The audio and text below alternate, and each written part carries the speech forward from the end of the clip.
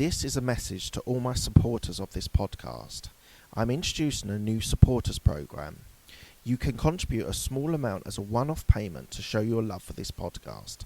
Thank you in advance for all your contributions. Hi, this is the Absolute Business Mindset podcast, hosted by Mark Hayward. I am a corporate employee with an entrepreneurial mindset. This podcast will help and support you with new ideas about business. These are my thoughts, ideas, and comments. Today, we're here to talk about the music industry and business and how they impact each other. So set fire for this podcast now. Hi everyone, this is the Absolute Business Mindset podcast, and here are some of my thoughts, ideas and comments. So I want to talk to you today about the music industry. So it's gone through a lot of evolution, right the way back from vinyls and a renaissance in vinyls, which has occurred within the last sort of 5-10 years or so. So I'm going to talk about the music industry and business as itself. So here I'm going to talk about initially, I want to talk about the sort of evolution. So let's just start off with vinyl. Now this goes back to 50s and 60s. I'll just quickly take you through the sort of the chronology of this. So then cassettes came in, and after cassettes, CDs, and then what we've found is streaming and downloading have occurred after that. So that has taken the music industry by storm, basically. It's basically the function of being able to sell their music to other people. Interestingly, the fact that vinyl actually made a comeback I thought was an interesting that happened in the last 5 or 10 years. A lot of people now use it and enjoy the sound that you get from vinyl. So that's a sort of retro renaissance that you've sort of occurred within the music industry, which I think is an interesting concept. I suppose something else that's kind of done that is Nokia releasing their old mobile phone style as well. BlackBerry remaining just about in the mobile industry because of their keyboard. So there are sometimes these sorts of renaissances and these sorts of things that come full circle. That's not unusual for the fashion industry, for example, and equally the type of music that you listen to goes cyclical as well. Things like hip hop and rap were genuinely something different in the early 70s, and when they really started hitting in the 90s and noughties, then you really started seeing the music industry being changed with different types of music. So I don't want to go overboard on the different types of music. We all have our own personal tastes, and that's absolutely fine. You find that they come in waves of support within the main media, and equally you then sometimes gets out of fashion. But that's these sorts of industries. Something I wanted to just touch on, which is relatively sort of context and sort of what's happened recently, is the HMV administration. So this was a company, for all of you guys outside of the UK, HMV was is a CD. Initially, they sold loads and loads of CDs, and very, very big for the music industry in the UK to have a store that was solely for selling vinyl and CDs. The interesting thing about it is that they went into administration a few years ago and came out of administration. The story in the papers was that the administration the first time around was due to too much for storage of their own CDs.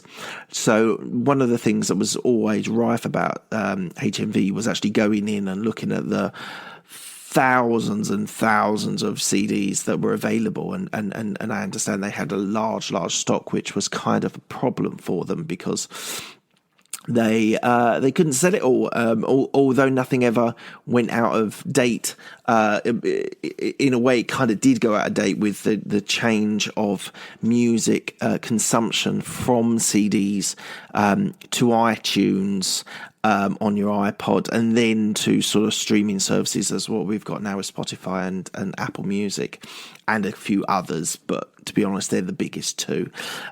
So what I wanted to say, so that was the first time that HMV went into administration, was due to their issue they had with stock. Secondly, so they came out of administration, and a lot of people thought that was going to be the renaissance of HMV, and unfortunately, a couple of years later, they've found themselves in a sticky wicket again. They've evolved their business to something that's a little bit more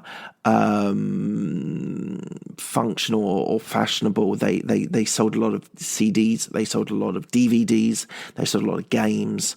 They spun the books that they used to sell. They've got a big section of books.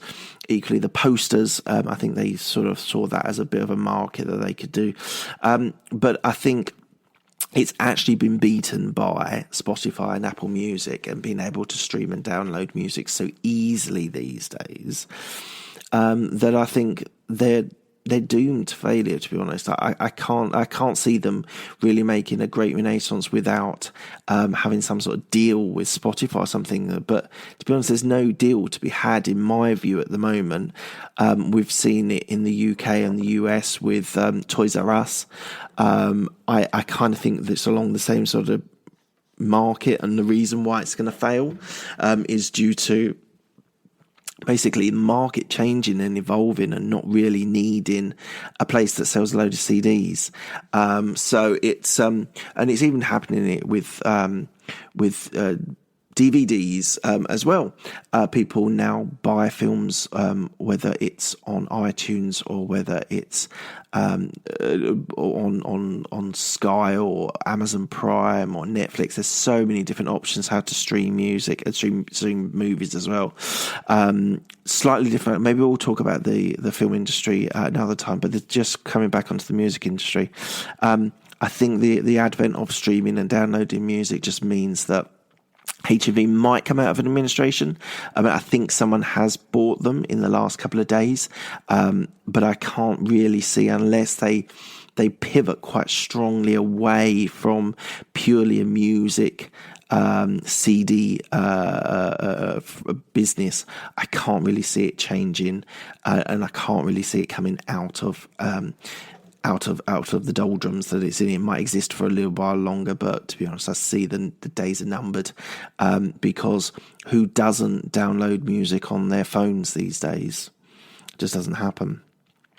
So the options with streaming and downloading music, just a little touch on iTunes, because iTunes was the real game changer for this music industry.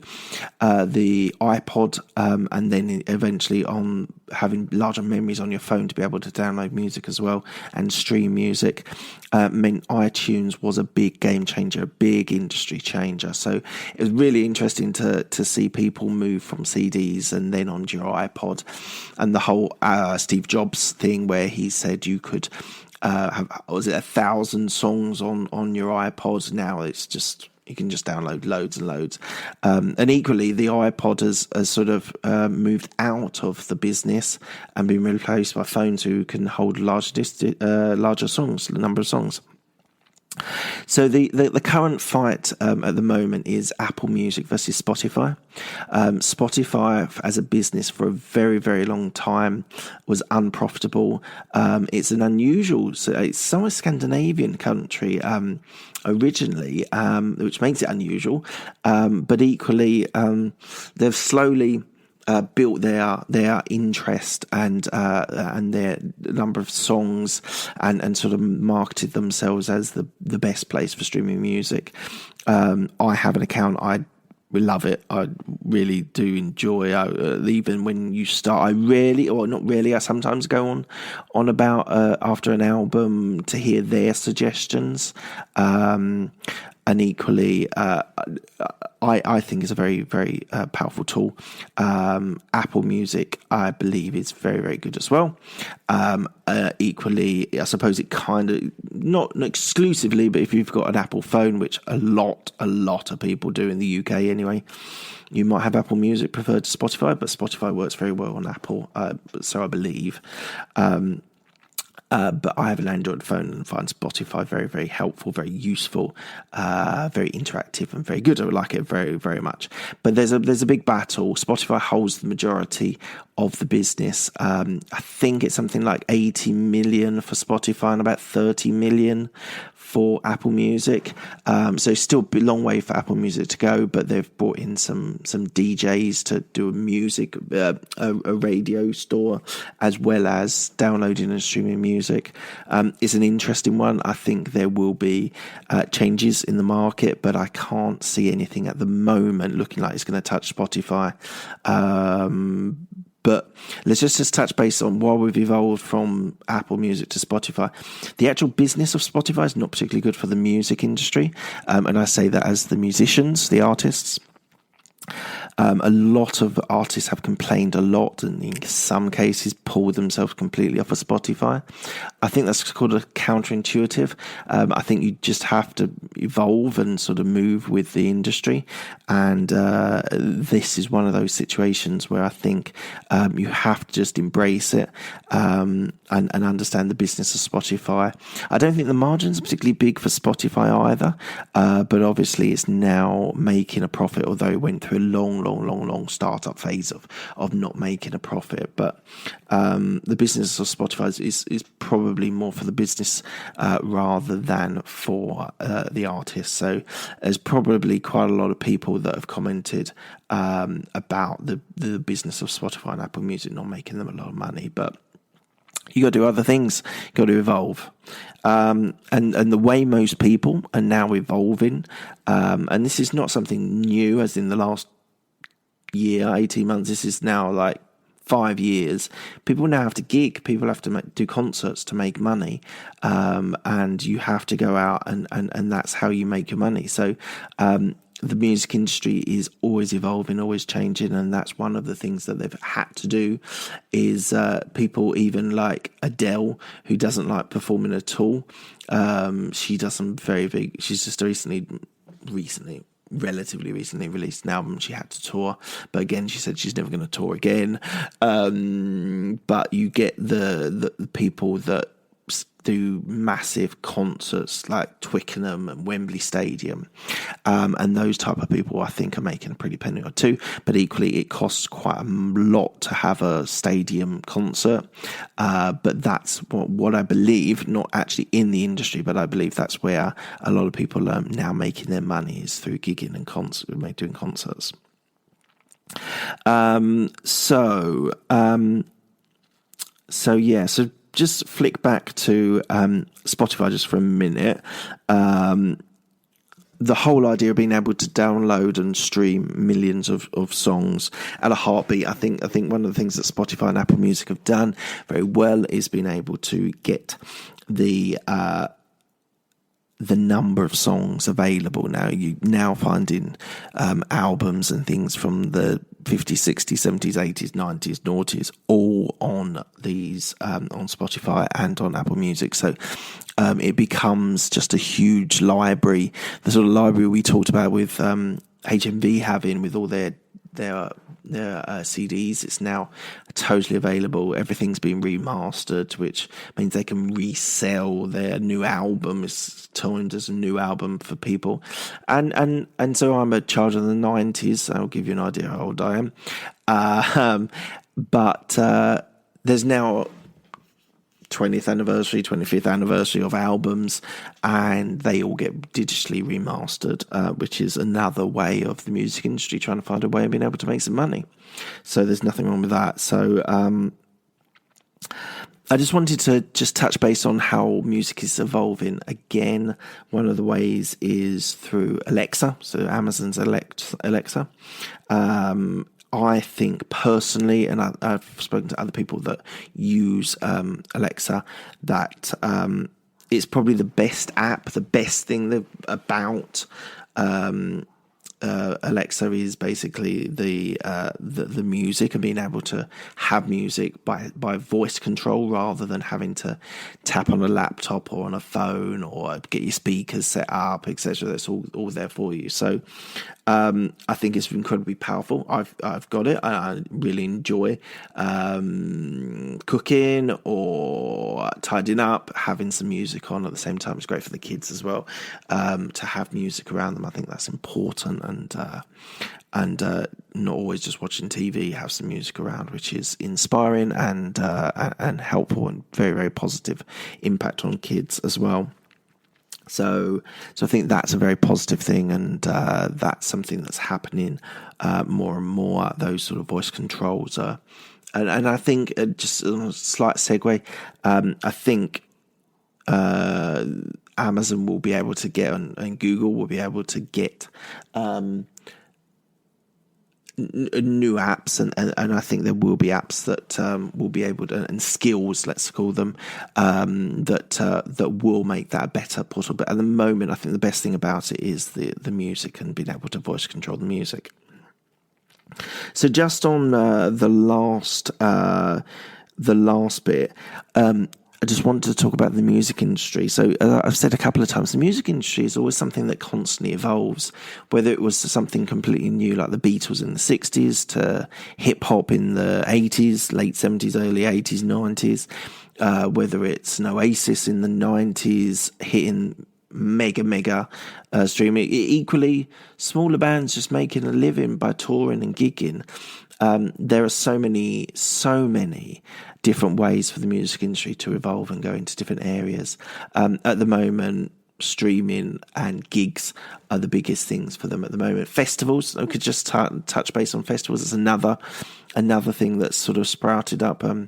10, 12, 15 years ago, everyone just had Glastonbury. Now there are a influx of festivals. I can't see all of them working, and I think we're at a point where lots of people are going to festivals and enjoying them, which is great.